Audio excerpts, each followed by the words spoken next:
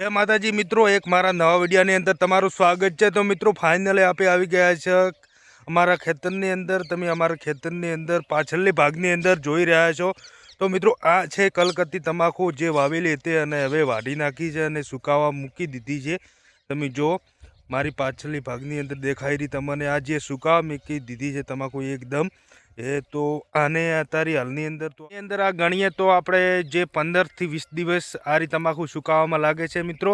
અને તમે જો એને હું ડોકો પકડીને બતાવું, જો હજી સુધી તો ખખડે છે એકદમ કે તમાકુનો ડોકો જે હજી સુકાઈ નહીં ગઈ। અને હું તમને જે જઈને બધી બતાવું તમાકુ, તો આપણે હવે બેસી ગયા છે ખેતરની અંદર। મિત્રો તમે આ તમાકુ જે જોઈ રહ્યા છો આખા ખેતરની અંદર વાવેતર કરેલું છે। તો મિત્રો આનું એક જ રીઝન છે કે આ તમાકુ કલકત્તી આવે છે ને એકદમ સારો પાક આવે છે।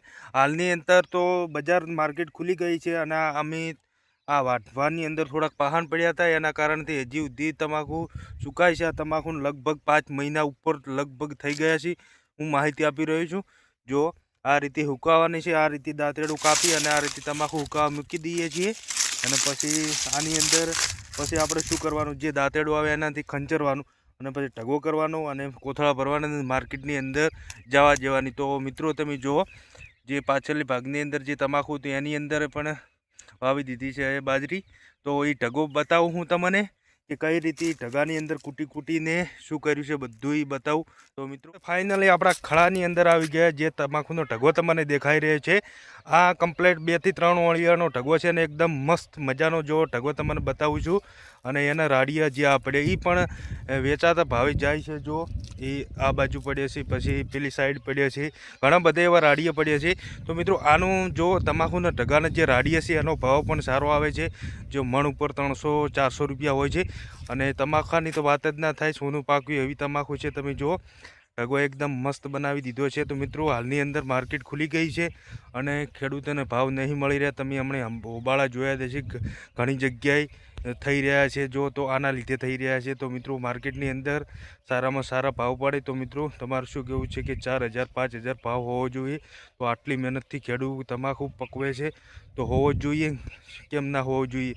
તો મિત્રો મારું એ જ કહેવું છે કે આટલીથી મહેનત કરે ખેડૂત તો પણ ખેડૂત સરકાર જે માર્કેટની અંદર જાય તો ભાવ નહીં આપી રહી। તો મિત્રો તમારું શું કહેવું છે?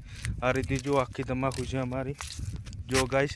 તો હું તમને આજે ફૂલ ડિટેલ આપી રહ્યો છું। આ ઢગો પણ તમે દેખી રહ્યા છો। આ ઢગાના પછી આપણે જે લઈને કોથળા ભરવામાં આવે છે, કમ્પ્લીટ કોથળા ભરી અને પછી આની અંદર માર્કેટની અંદર વેચવા જઈએ, પછી એના આપણે જે રાજીમાં જાય છે અને ભાવ આવે છે। તો મિત્રો તમે જુઓ આ રીતે હું તમને ઢગો બતાવી રહ્યો છું અને રાડિયા દેખાઈ રહી છે કમ્પ્લીટ જો।